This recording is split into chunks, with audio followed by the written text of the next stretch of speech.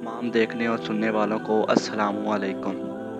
दोस्तों, आज हम आपको सूरत आल इमरान का तारफ़ और ख़ुसूसियात के बारे में बताएंगे। और आज की इस वीडियो में हम आपको बताएंगे कि सूरत आल इमरान को आल इमरान क्यों कहा जाता है और इमरान से कौन लोग मुराद हैं। और आज की इस वीडियो में हम आपको ये भी बताएंगे कि सूरत आल इमरान में नबी करीम सल्लल्लाहु अलैहि वसल्लम ने सूरत आल इमरान के बारे में क्या इरशाद फरमाया है। वीडियो शुरू करने से पहले हमारे चैनल को सब्सक्राइब कर लें ताकि हर आने वाली नई वीडियो आप तक पहुंच सके। दोस्तों, सूरत आल इमरान कुरान मजीद की तरतीब के लिहाज से तीसरी सूरत है। इसमें कुल 200 आयात हैं। हज़रत इमरान हज़रत मरियम अलैहिस्सलाम के वालिद का नाम है। हज़रत मरियम हज़रत ईसा मसीह अलैहिस्सलाम की वालदा है और बहुत फजीलत वाली खातून है। आल इमरान का मतलब इमरान का ख़ानदान है। इस सूरत की आयत 33 ता 37 में इस ख़ानदान का ज़िक्र आया है, इसीलिए सूरत का नाम सूरत आल इमरान है।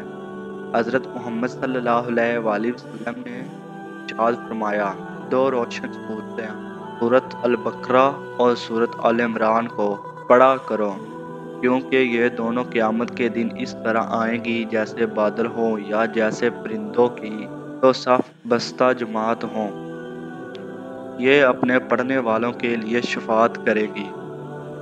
हज़रत अनस बिन मालिक फरमाते हैं कि हमारे ज़माने में जो सूरत अल-बकरा और सूरत आल इमरान का आलम होता था, इसे बहुत अहमियत और इज़्ज़त दी जाती थी। सूरत आल इमरान की आयत नंबर 61 आयत मुबाइला खिलाती है।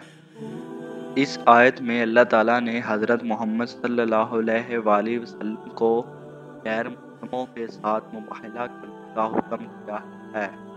मुबाहला का मायने है कि किसी अकीदे के बारे में मुख्तलिफ राय रखने वाले लोग निहायत ही आजिज़ी से अल्लाह ताला के दरबार में ये दुआ करें कि इनमें से जो झूठा हो, इस पर अल्लाह ताला की लानत और पकड़ हो। दोस्तों, उम्मीद करता हूँ कि आज की ये वीडियो आपको बहुत ज़्यादा अच्छी लगी हो। वीडियो अच्छी लगी हो तो वीडियो को लाइक कर दें और चैनल को सब्सक्राइब कर दें ताकि हर आने वाली नई वीडियो आप तक पहुँच। मिलते हैं एक नई वीडियो के साथ, तब तक के लिए अल्लाह हाफिज़।